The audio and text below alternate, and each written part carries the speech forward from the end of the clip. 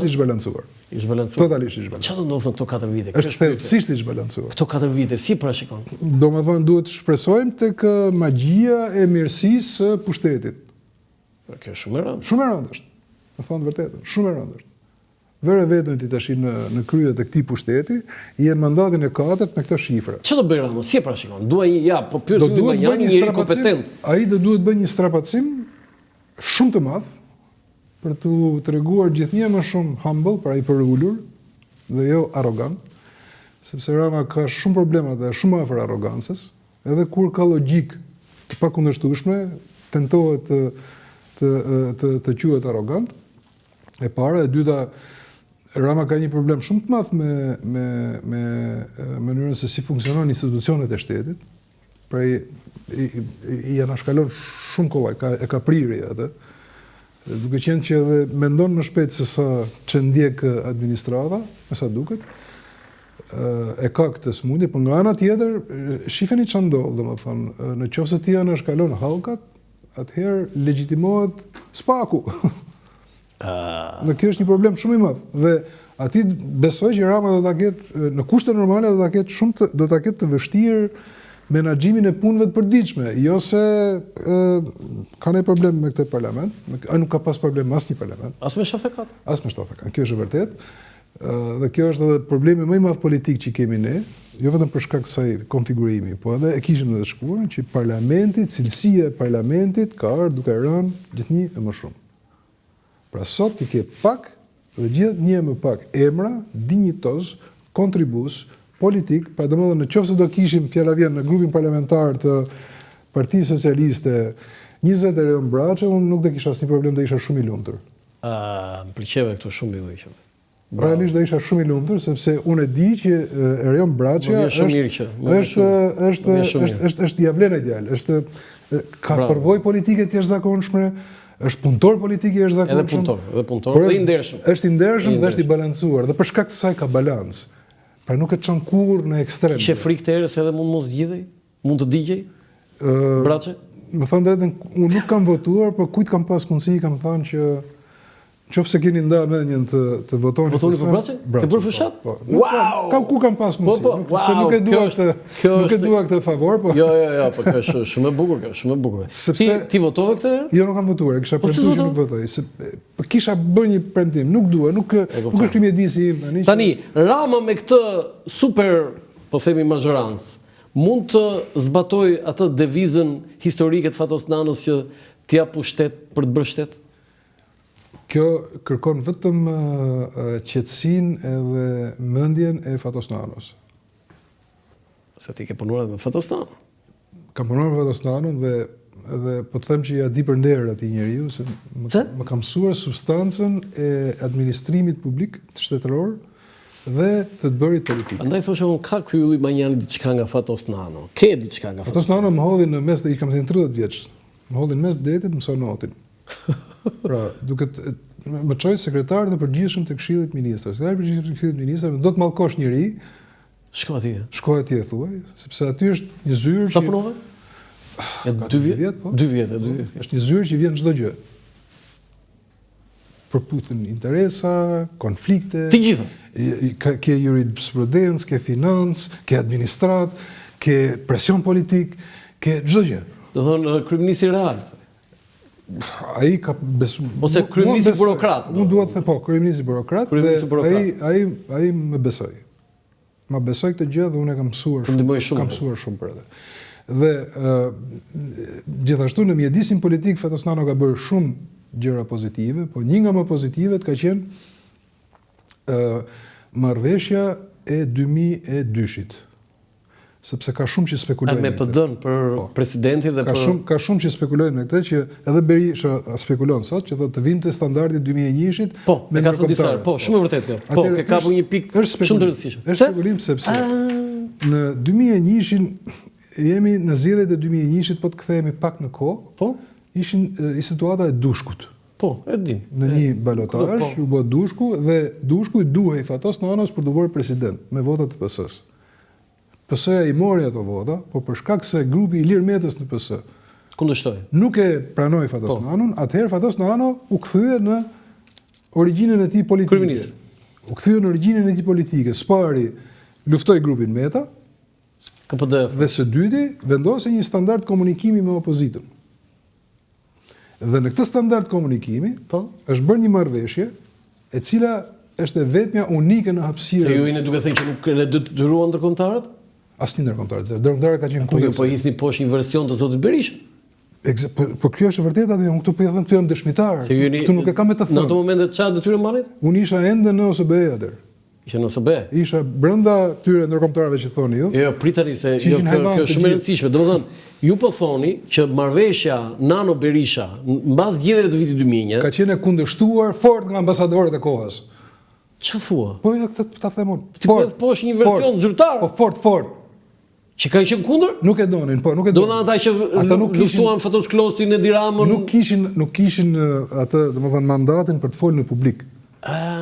Por ata nuk e donin këtë marrëveshje. Po zoti Berisha thotë ne ja na ta shpjegoj, abdikuar. sepse Ilir Meta ishte shumë seksi. Seksi? Seksi në kuptimin e terminologjisë diplomatike, pra ishte shumë i afër me ta. Po? Dakor? Dhe kjo lloj marrëveshje që u bë, ata mendonin që do dëmtohet kushtetuta, kujt çfarë dhe kanë bërë çmos por kanë pas etikën diplomatike, kjo ka qenë dallimi me kohën e sotme. Që nuk dolën publikisht. Që nuk dolën publikisht dhe kjo është vendimi i Shqipërisë, ne do ta mbështesim.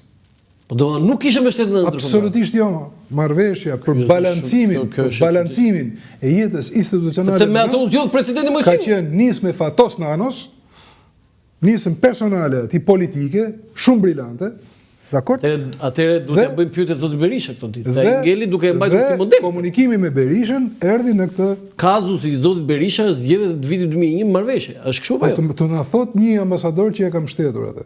Ja bëni këtë Këtë pyetje. pyetje do t'ja bëjnë zotit Berisha. Unë po ju them që nuk ka asnjë unë dëshmitar këtë Ju gjë. po përmbysni- Jam dëshmitar okular, nuk ka. Nuk ka më burr. Foto tjetër. Dhe kjo është dhe pse ishte e rëndësishme, si vetëm Po, të ka po, pak patjetër, sa. patjetër. Sepse në kushtet ku jetojmë ne, por edhe sikur të jetojmë në Gjermani, në Spanja, ku doni ju. Po? Nuk ka pavarësi në emër të pavarësisë, si institucionat të pavarura. Ka balancë. Balanca është ajo që e Do garanton nuk ekziston pavarësinë. fjala pavarësi. Po nuk ekziston, është domethënë pavarësi. Është balanca brenda sistemit. Balanca pushteteve. Balanca jo e brenda sistemit, fjalë. Pra ti ke një gjykatë kushtetuese që ka 9 anëtar, po. Nëse ti e ndan 5-4, pra 4 anëtar ti ja jep mundësinë opozitës që të japin besim asaj gjykate. Kjo është balancë. Kjo është balancë, sepse ata ruajnë njëri tjetrin. E kuptoj. Duke ruajtur njëri tjetrin, ata krijojnë vendimarrje më të mirë. Do ta shtojë argumentin më Atëherë, shumë. ky ka qenë momenti që Ky ka shteti qenë shqiptar, domethënë ka pasur balancën më të mirë? Dhe Në këto ajo 35. absolutisht Në po. këto 35. Po shihni produktin. Produktet e asaj gjykate kushtetuese kanë qenë shumë të mira tani. Po e vërtetë. Realisht tani. E vërtetë është. Prodhuan shumë. Produktet e gjykatës lartë gjithashtu që i kanë qenë shumë të mira. U mor vendim që kontrolli i lartë i shtetit i lihet opozitës. Kjo nuk shkruhet në ligj. Se kjo është s'mund të shkruhet. Se shkruan dot. Por ama ka një bon sens politik. Dhe ajo marrëveshje, nëse rigjallohet, mua më kujtohet vendimi i gjykatës kushtetuese edhe për ekstradimin me SBA-n, që është fenomenal. Patjetër. Se e di si kalon ajo, se ti jurist, ka shumë vendime. Ata hodhin poshtë vendimin e Kongresit Përmetit. Po pra, po ndërkohë ata ajo gjykatë kushtetuese i hëngri kokën në Megdokles. Po që dha dorëheqje. Po pra, në këtë kuptim. Po humbi në gjykatë. Po ishte përballë parlamentit, kishin këmbë ata. Pse? Se runin njëri tjetrin, gjyqtarët brenda. Dhe duke ruajtur njëri tjetrin ti jep besim. Pra besimi politik jep dhe besim. Okej, foto tjetër.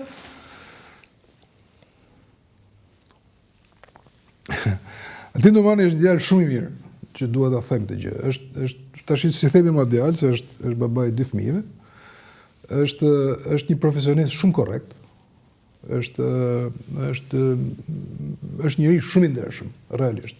Vjen nga një familje e varfër. Dhe ndoshta edhe për këtë shkak. Familje varfër? E varfër, po. Ç'do të thonë familje varfër? Po familjet, shumë kanë qenë familjet tona tani. Realisht, po edhe Altini ka këtë origjinë. Po si ndjeni kur thot zoti Berisha krye kriminal? Jo, nuk është krye kriminal tani. Po jo, thot Berisha, thosh. Po Berisha ka thënë shumë gjëra. Tani, ai nuk i thot ka ca defekte. Tani me i thën krye kriminal ke kaluar çdo gjë. Jo, po të mblesh të bëj CV-n do ta them. Po tjetër, se ju e keni njohur vetë besoj. Pra, jo, unë e kam njohur në distancë, po edhe në këto kohë, çik edhe në komunikim profesional. Në origjinë jeni nga njëjta zonë? Në origjinë po, prindrit e mi janë në origjinë nga ku është Altini. Nga Dibra. Nga Dibra.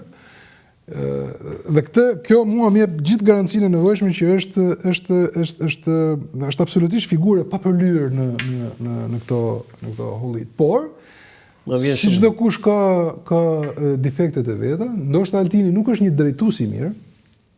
Gjë më thënë kjo. Shiko, drejtuesi dhe profesionisti nuk është të thënë të njësoj. Kushtet e drejtimit të SPAK kanë tjetër, nuk është më piramidë drejtuesi në kuptimin e kuptoj, po drejtuesi në kuptimin publik. Domethënë, për shembull, fjala vjen, unë do preferoja që drejtuesi i SPAK-ut të ishte më suportiv ndaj kolegëve të vet. Po ai ka suportuar duke futur vet aty. Po, dhe duke filluar edhe çështje penale. Kështu që si ishte kjo? Po kemi prokurorin hetim më burr tani. Po i ka filluar ky?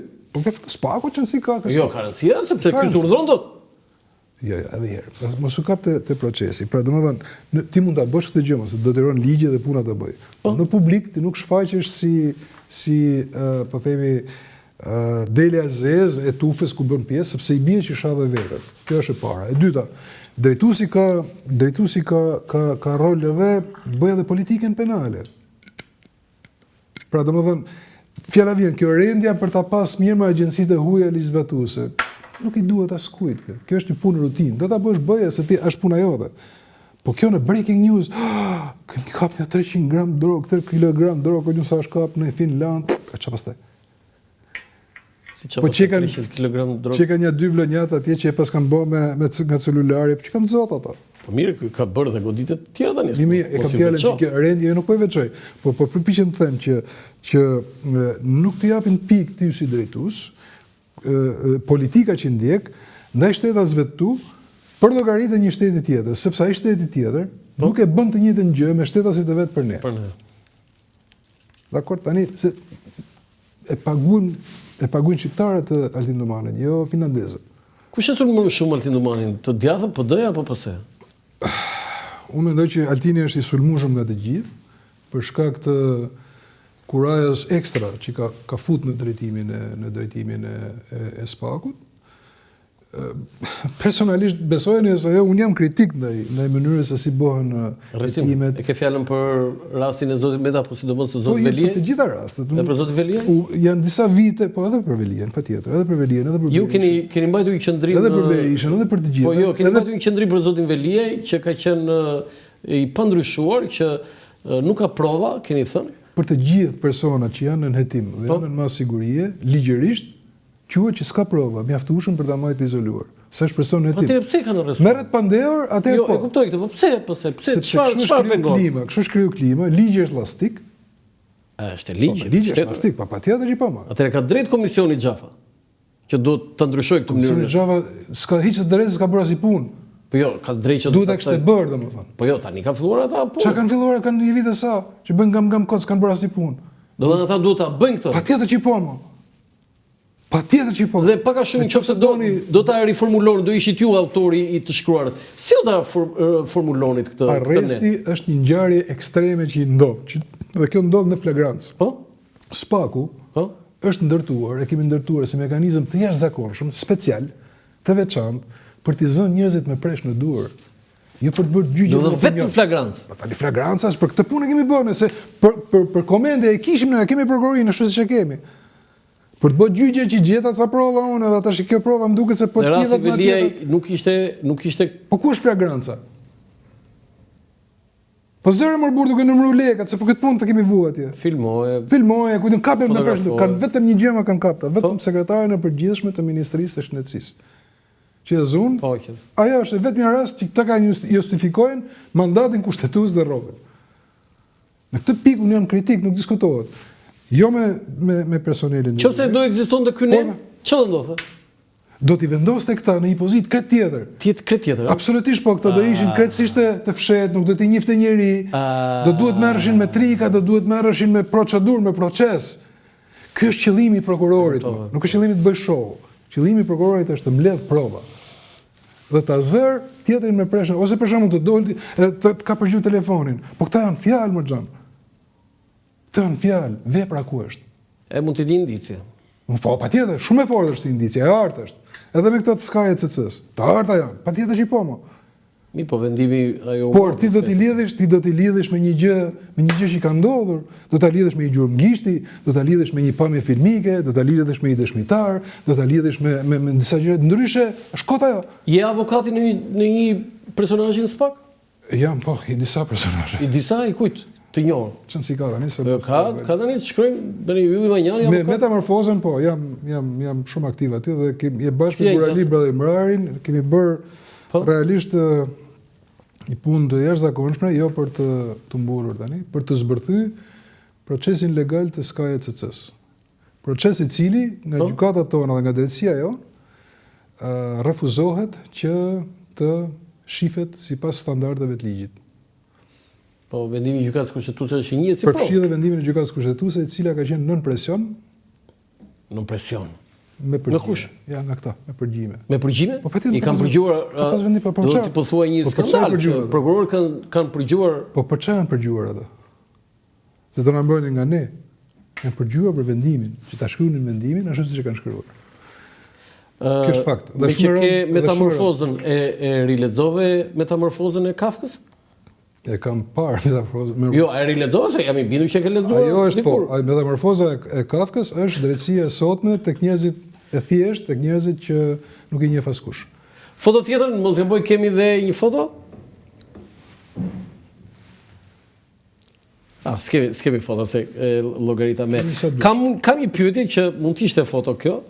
Zoti Banjani, për nga kosgjatja e renditja e kryeministrave në historinë e shtetit shqiptar 113 vjeçar është Mehmet Çehu 27 vjet e 3 muaj, Edi Rama 12 vjet që ka marrë mandatin për 116 vjet, Enver Hoxha 9 vjet e 9 muaj, Adil Çaçani 9 vjet e 1 muaj, Sali Berisha 8 vjet. Cili është komenti juaj? Thotë gjë kjo? Vetëm barazia në mandatin e Enverit me Saliun. Kjo më duket më interesante. Pjesa tjetër me një vit e ka diferencë. Një vit. Po pse të bëri kjo përshtypje s'bëri kjo Edi Ramës? Jo, më duk barazia në numra, po jo. Edi Ramës, shikoj, Edi Rama duhet krahasohet me Çehun tash, për nga numri i viteve. Ka mundësi që të arrijë? Unë shikoj, në fund të ditës ka një logjik fare të thjeshtë. Nuk mendoj që është gjë e mirë që ne kemi kryeministra afatgjatë në detyrë. Nuk është gjë e mirë. Jo, nuk është gjë e mirë. Kjo vlen edhe për mua personalisht që e maj vetëm për burr të mirë. Edhe mua po të ndodhi kjo gjë, do bëhem një legendë, do bëhem një maskarë. Mos fol keq për vete. Po patjetër, mos të bën, shikoj, ku qelbesh në Izyr, realisht qelbesh. Nuk prodhon më, s'ka është duhet shpikësh rrobën. Rama çfarë se çfarë po bën? Nuk di ta them për ne. Ati të thash, ati do t'i duhet një super strapacim, në mënyrë të veçantë do t'i duhesh të dikush që t'i mlidh dhe punën e përditshme, veprimtarinë e përditshme. Ndoshta një personazh politik me emër që një kryeminist deleguar, që të njohë dhe administratën, të njohë dhe punët e shtetit, sepse kjo është pjesa më e dobët që shoh fund tek Edi Rama. Cila është puna më e mirë që ka bërë Edi Rama në këto 12 vjet? Që ju ja çmoni në vlerësoni. Edi Rama është një estetist shumë i mirë. Pjesën estetike. Kur edhe ka investuar gjithë jetën e tij personale, por edhe publike e politike. Edi Rama nuk është një shtetar i mirë, është një estetist i mirë. Domethënë ndoshta nga që ka kuptuar shumë mirë që i duhet qeverisë një popull dembel. Si popull dembel, po na sham popullin tani? Po popull dembel. Ore, kam dëgjuar edhe herë tjetër, ti do ndrrojmë popullin si ka thënë. Jo, duhet ta njohim popullin që jemi popull dembel, ëh? Po popull dembel jemi. E kemi atë, na është gëdhënë geni nga kush? Nga ata, sultanati i Turqisë. Domethënë, duhet të them që, domethënë, shiko, të zëvendësosh prodhimin, pra të çosh mjes shkosh në punë, të bësh një fabrikë, të prodhosh me fasadën, me turizmin, është vetëm populli dembel, edhe unë mendoj kështu, po kam frikë se të dy do jemi gabim. Po mi ne punë e madhe, ne edhe gabim na lejohet jemi gabim, se nuk është të thonë të jemi 100% korrekt, apo s'ndoshta edhe 5% korrekt. Njeriu ka i mendim, ashtu e thotë, edhe s'është një fjala mort nuk bën fund ditës, kjo është e vërtetë. Zoti Manjani, deklarata më e fundit e avokatit zot Berisha, Genç Gjekutaj, kolegu juaj, ishte me të vërtet, do thënë, e habitshme, e çuditshme, e të tjera me shumë cilësi. Ai deklaroi se ka një përpjekje për të larguar Berishën dhe se ai vetë do të përgjigjej deri në përleshje fizike dhe sipas tij, duke përmendur aty që nuk do të lejojmë ata në PD që janë gay dhe lesbike për të bërë revolucion brenda partisë. Unë duaj në koment tënde se kjo është deklaratë që... Gjens Gjokuta është pika G e avokatisë.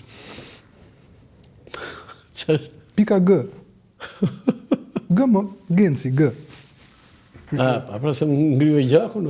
Pa tani, jo më ngrive gjakun, por pika G e avokatisë. Edhe në kuptimin e lezetit, edhe në kuptimin e batutës, edhe në çdo kuptim. Deklaratat politike, në deklarata politike... Si e ka mbrojtur Berishën? Nuk kam vënë në herë ndyshim integritetin profesional të Gjens Gjokutajt.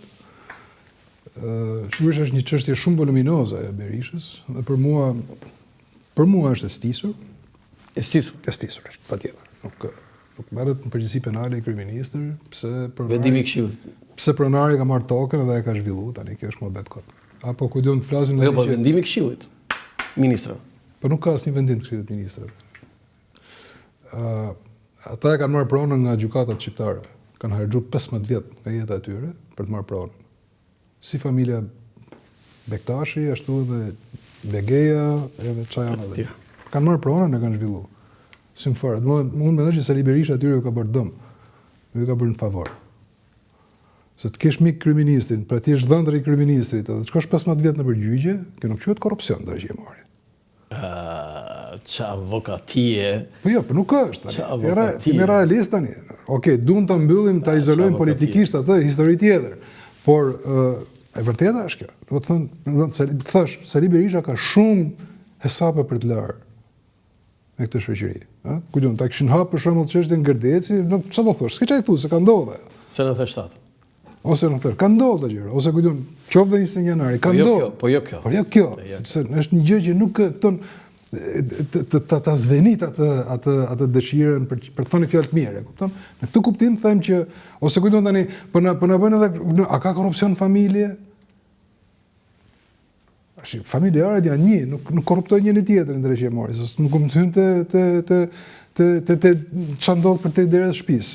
Është kupton, janë disa gjëra që nuk shkon. Në këtë kuptim them është e stisur, nuk di shumë detaje, aq më tepër ku diun çfarë faji, çfarë borxhi ka Fatmir Bektashi. Është ndërtues në 19 në vend, punon, shef punën e vet.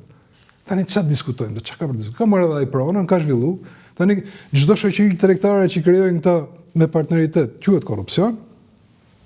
Po janë disa pikpyetje që domethënë për të respektit që ju thash për Altin Domani dhe për prokurorët e SPAK-ut, i du dhe i ju thatë fjalë më të mira.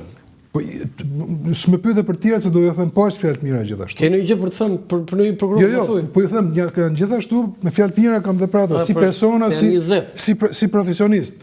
Por koha ku jetojmë, karikimi dhe nxitja e rasteve të kësaj natyre nuk e bëjnë të mirë gjën. E kupton, mund të t'japin besim të çastit për të ngrenë ato pikë që populli që do gjak thotë, mirë e boni, thotë bravo, kokra e burrit ky.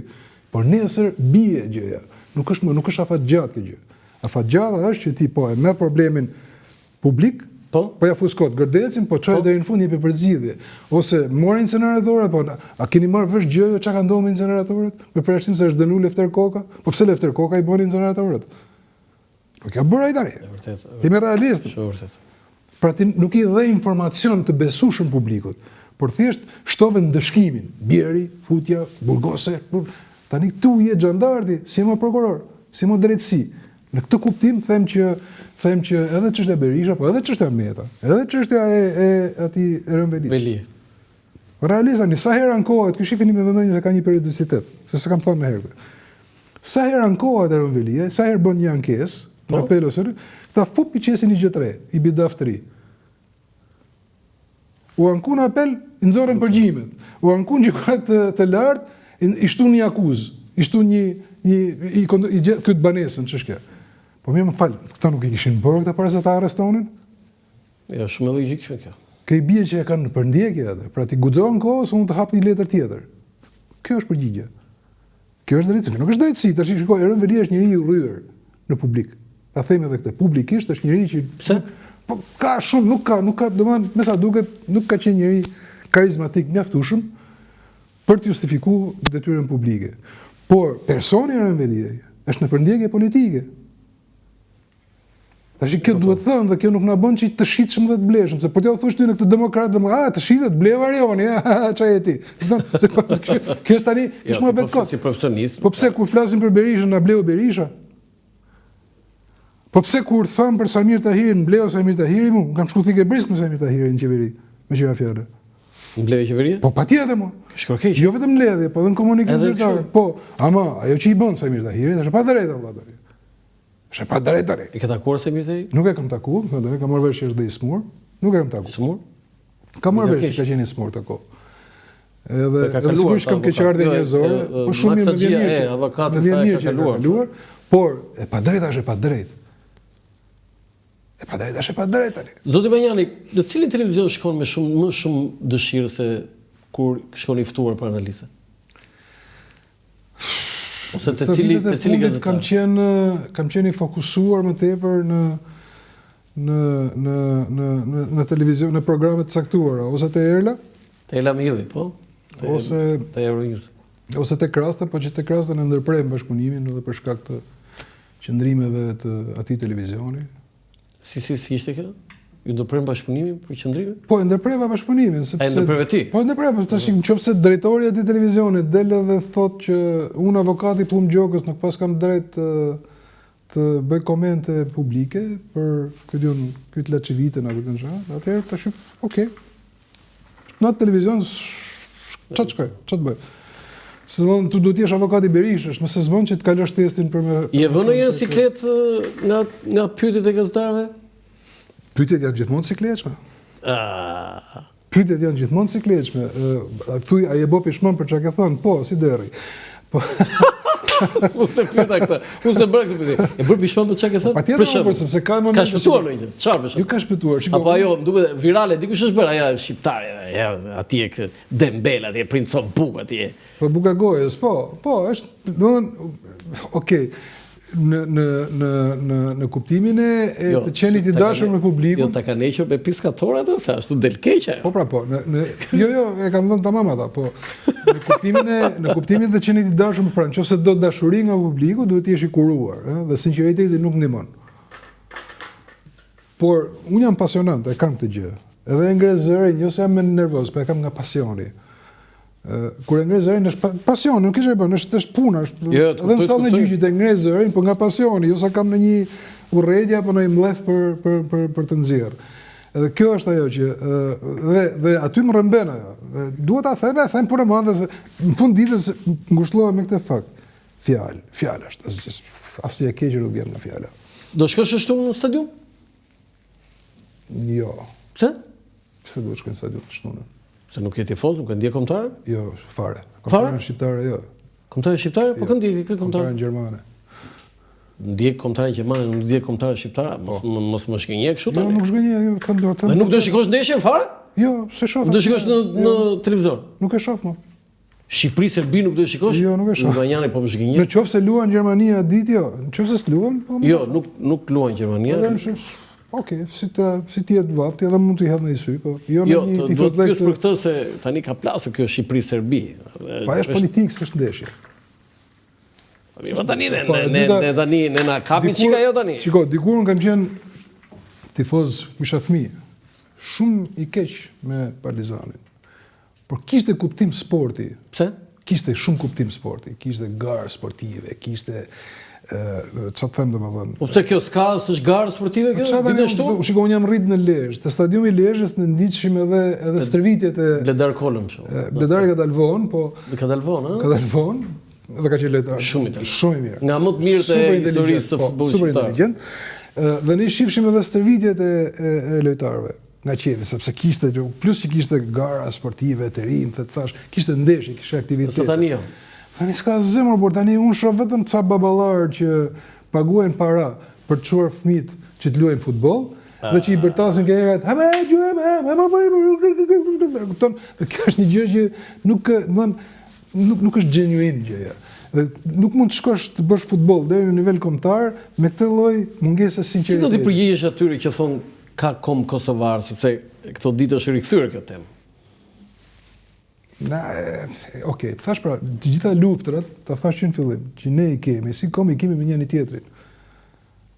Për fat keq kjo është e vërtetë dhe duhet analizuar. Po çfarë bën këta? Po çfarë thon këta? Jemi kosovar. Sepse nuk motivon dot askënd pas shpallë një luftë ndaj dikujt.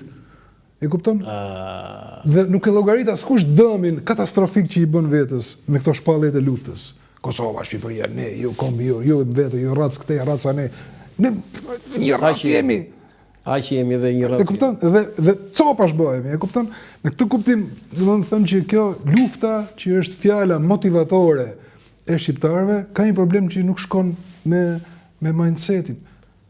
Nuk mund të luftojmë pafundësisht, më çfarë do të thonë luftojmë? Futbolli është ndërtuar është dizenjuar për të zbavitur njerëzit, jo për t'i ndarë. Fitojnë të shtunën e me Serbin? Se ti se djegë, po unë të pyet ta bëj. Pse të mos fitojmë? Çfarë do të fitojmë? Po fitojmë. Kam dëshirë ai lojtar tek tuk edhe kam pa nga kampionatet e huaja. Për shembull ky Broja është super lojtar. Super lojtar. Broja super lojtar. E ke ndjekur në kampionatin anglez? Kampionatin anglez? I papar. I fuqishëm, jashtëzakonshëm. Shumë nga këta serbët një njeri që ja ke frikë. Kush luan që në njëri Vlahović. Bundesliga. Vlahović me Juve. Ka qenë lojtar i mirë, luajti me Realin, por pastaj sigurisht s'u pak. S'u pak. S'kam ndonjë kështu informacion. Jović. Ai i Milanit. Jo, nuk e kam pa, edhe këtë Serina sigur e kam. E ke ulur. Jo më kot ishin këto pyetjet e buta ose sportive në fund, kemi ardhur në fund të emisionit. Për të qenë korrekt edhe me publicitetin, do kemi një shkputje publicitare dhe kthehemi për ta mbyllur plotësisht pasaj. Publicitet. Një falënderim për institucionin monetar Manigram Ak Invest që mbështet emisionin Dekalog këtu në Dritare TV me sloganin e njohur transfero shpejt, gjithmonë shpejt kudo dhe kurdo. Ak Invest, institucioni i pagesave për shërbimi Manigram, risjell shorteun për klientët e tij. Klient të dashur, çdo tërheqje apo dërgesë që do të kryeni nga data 14 prill deri më 14 korrik, pra nga 14 prilli deri më 14 korrik, me shërbimin Manigram në çdo zyrë dhe agjent Ak Invest do t'ju mundsoj të bëheni automatikisht pjesëmarrës së shorteut që do të zhvillohet në Diela Shqiptare në Televizionin Klan më datën 20 korrik 2025. Pra, në Diela Shqiptare në Televizionin Klan më 20 korrik 2025. Sa më shumë transferta me Manigram, aq më shumë merrni pjesë në shorte. Për çdo një transfer ju do të kualifikoheni me njerëz si pjesëmarrës në shorteun, nga i cili do të ketë 6 fitues me një çmim 50000 lekë të rinj, pra 6 fitues me një çmim 50000 lekë të rinj, sapo të kryeni transfertin e tretë ju kualifikoheni dhe si pjesëmarrës në shorteun, nga i cili do të ketë 7 fitues me një çmim 100000 lekë të rinj, pra 7 fitues me një çmim 100000 lekë të rinj. Përdorni pra Manigram dhe fitoni. Faleminderit edhe një herë Manigram Ak Invest, institucionit monetar që mbështet emisionin Dekalog këtu në Dritare TV. Faleminderit edhe një herë Manigram Ak Invest për mbështetjen që bën emisionin Dekalog këtu në Dritare TV dhe për ta mbyllur. Beson te shifra 30 milionë që do arrijë Shqipëria turist tuaj? Kur e mendoj, e shpërndar në vite besoj që. Jo, në një vit. Besoj që mos jetë më në vite se i bie që duhet ha më pingat tona ose s'ke. 11 milionë, 11.5 milion kemi arritur. 11.5, 11.6, nuk e di. S'di ta them të. Mua nuk më pëlqejnë fare të shifrat. Shifrat të cilat nuk shoqërohen me të ardhurat ekonomike janë zero, s'kan asnjë vlerë. Ne duhet kuptojmë sa fitojmë nga turizmi. Po. Dhe qëllimisht kjo edhe nuk jepet, dhe kjo është e gabuar. Është e qëllimshme apo e pa qëllimshme, nuk e di, po duhet të them që është e gabuar. Shifra duhet dhënë, pse duhet dhënë? Sepse qeveria i ka borxh operatorëve turistik t'i fusë në një mekanizëm rishpërndarje të këtyre të ardhurave. Se qeveria nuk ka hotele që i strehon gjithë të. As biznes, nuk bën biznes që i ushqen. Ata e kanë pikërisht. Kanë njerëzit të cilët i ndërtojnë me shumë mund ato. Realisht me shumë mund. Të bësh biznes kur burimet njerëzore bien, kur kostot rriten, kur çfarë them unë, vështirësitë janë më të mëdha. Vështirësitë e infrastrukturës janë të mëdha, shumë të mëdha, dhe në këtë pikë 1% që bën Greqia për shembull e bën këtë gjë. Bën një bilanc fund vitit, morëm kaq lek. 5% do është përndaj prap juve. Ja u gjen në mënyrën, do thotë shiko, më merrtoni hotelet.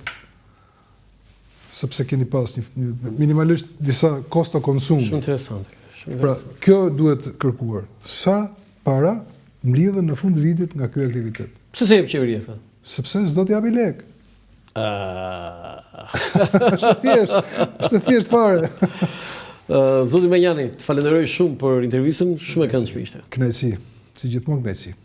Të nderuar teleshikues, ky është emisioni për sot nga unë Lança Foku, mirupafshim.